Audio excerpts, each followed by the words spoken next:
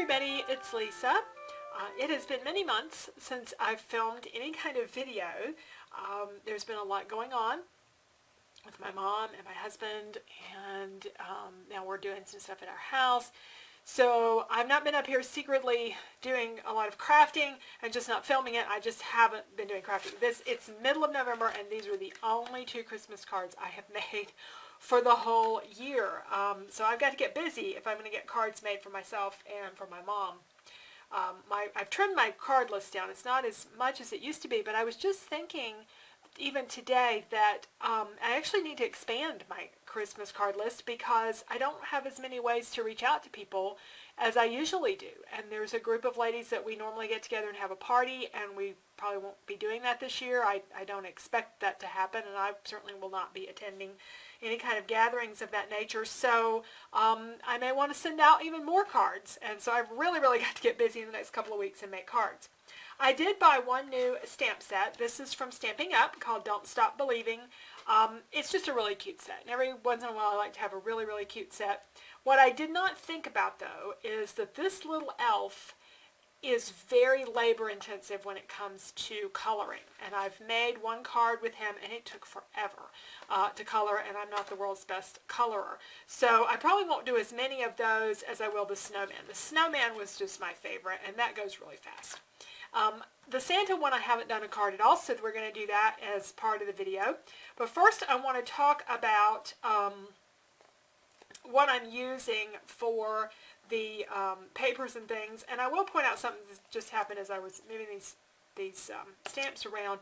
Stampin' Up, when they first went to their what they call clear stamps, the cling stamps, we always had a problem with them sticking to the acrylic blocks, and they've started adding a sticky substance to the labels that go on the stamps so that they really adhere well to the acrylic blocks. So that's a nice feature now of Stampin' Up stamps. So we have this set.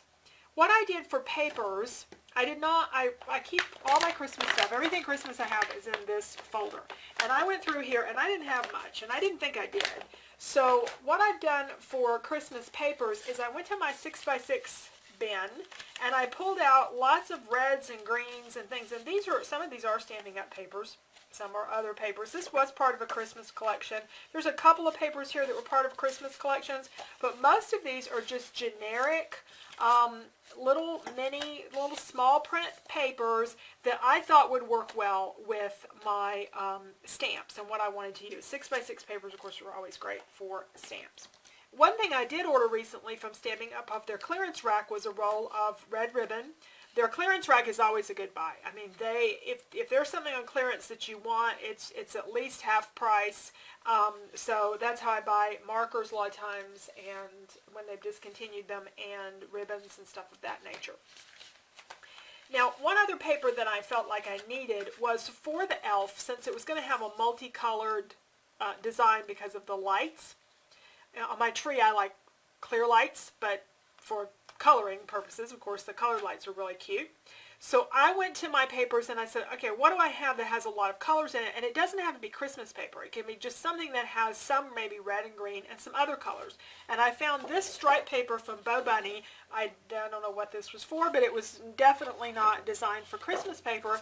But it makes a great one, I think, to use along with some Christmas paper and some generic papers and ribbons to still make a card. So you don't really have to have Christmas paper to make really cute Christmas cards. And I got all these supplies, and for the 2 cards that I've made, of course, I just did a really simple layout for this one, using that striped paper and layering it with some other papers and some ribbon across there. And the way I folded my ribbon, I'm going to end up having to line the inside of my cards. I could have folded the ribbon over some of these papers and then attached it on the front and not done that. But at any rate, that's how this first one came out. I've already pre-stamped a bunch of these little elves somewhere around here. Oh, here it is. And I'm going to color these and then just cut them out with the old Creative Memories cutters, or you can use, if you had the Big Shot, you can use that kind of thing to cut out an oval shape for this design. And so this is something easy I can do while I'm watching TV or something, is color in these images. and then make these cards. And this is probably, as much time as they took to color, that may be all of those that I make. I'll probably do more of the snowman.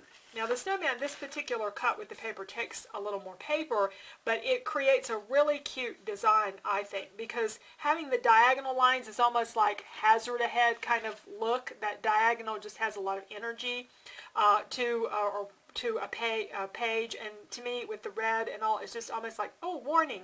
And what happens, of course, is the little snowman melts. And so I just think this is a really, really cute card. I'm going to do several of these. The only thing I'm going to have to do is I'm going to have to come up with for a substitute for these little black enamel dots. I really like the enamel dots, but that's all the black enamel dots that I've got. I've got lots of other colors, but nothing that really goes with this.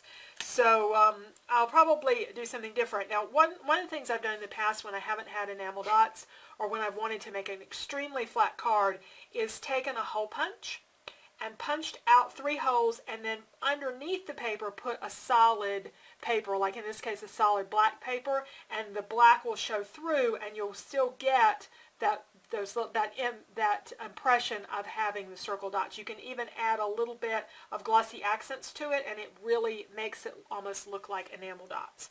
So that's probably what I'll do to make more of these cards. The background paper for these cards is Stampin' Up's extra thick white cardstock. I tried it for the first time and I really like it. This is what it is, Whisper White Thick Cardstock. And you get 24 sheets in a pack of this, as opposed to like 40 sheets, I think, of the regular white cardstock. But it really is very thick, but it has the same kind of satiny finish that regular Stampin' Up cardstock has, so you can stamp and color right on it. So this is a really easy card, not very many supplies at all, and that's why I'll probably make quite a few of those. And substitute for the enamel dots, I'll use a small hole punch to punch out 3 holes and line that with black cardstock, and then just drop a little bit of glossy accents on top of each one, and I'll have a very similar effect without having to use up tons and tons of enamel dots. So those are the first 2 cards that I have for the set. Let's do this set, this card, and that's with the Santa Claus on there. Now, with Santa, he's not going to end up, I'm not going to do a lot of coloring with this. You could do a lot of intense coloring, especially if you had Copics or the blendable markers like Stampin' Up sells and maybe other people sell. I don't color that much, so the only markers I use are these. Sometimes I use colored pencils. All I'm going to do is probably color in the hat red and the suit red, and I might add a little bit of, using a colored pencil or something, add a little bit of skin tone to it, and then I'll just assume that his beard is white and the end of the pom-pom and the band on the hat are white, and let it go at that. That's probably all I will do to give this color, and that will make these go a little bit faster for me. I can even skip the coloring altogether and still have, and put lots of color in the paper on the card, and it would be fine.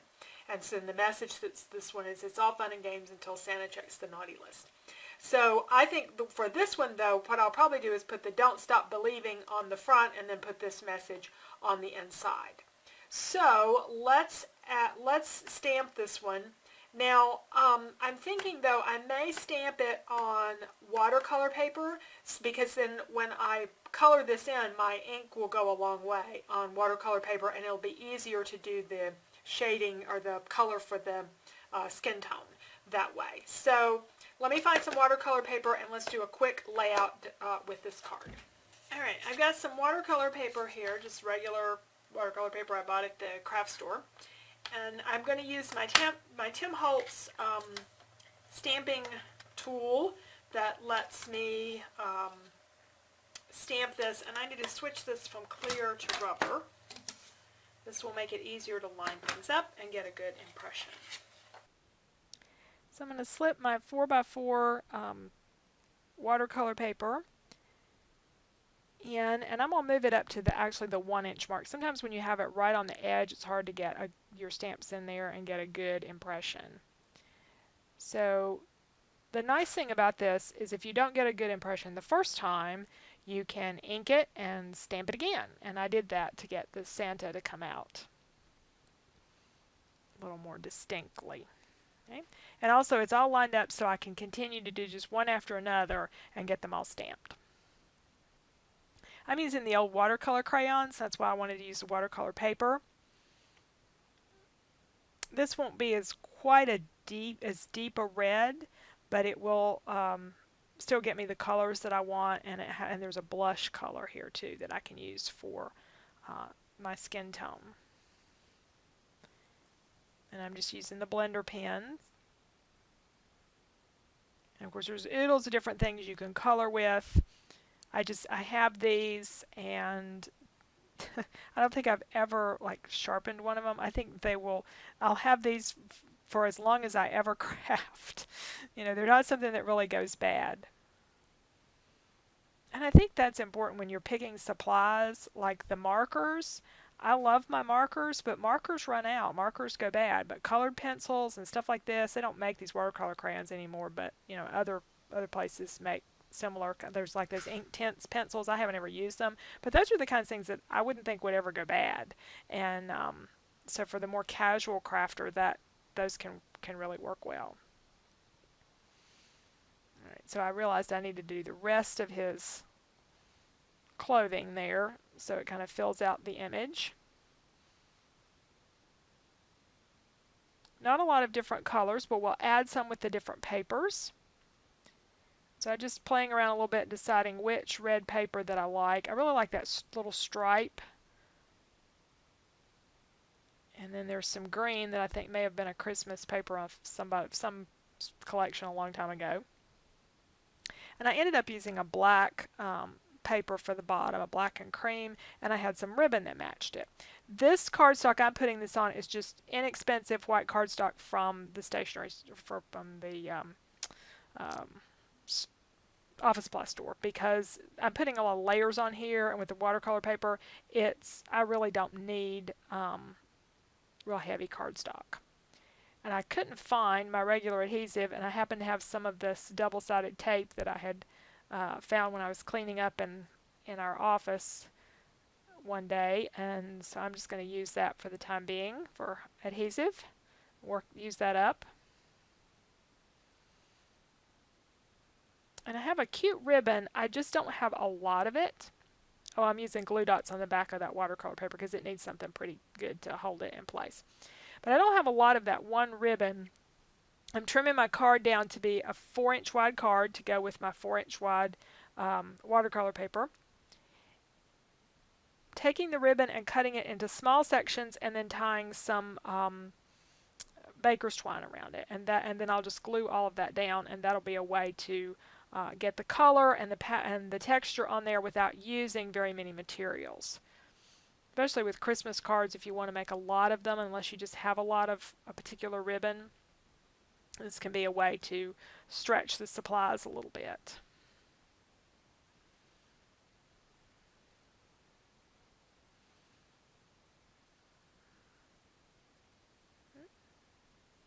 And there we go. And then I'll need to stamp the inside of this, and this card will be done. And so that's my card. And then what I would do is stamp on the inside the other greeting, which is, it's all fun and games until Santa checks the naughty list. So I would put that on the inside of this card. So those are my 3 cards from this stamp set, using papers that are not really, for the most part, designed for Christmas, and just a lot of white cardstock, some simple ribbons, and those are going to be my Christmas cards for this year, I think, at least for myself. I may do something different for my mom, but I better get busy because I've got a lot of cards to make in about 2 weeks' time. I better get them done so they'll be ready to go in the mail. Thanks for joining me today.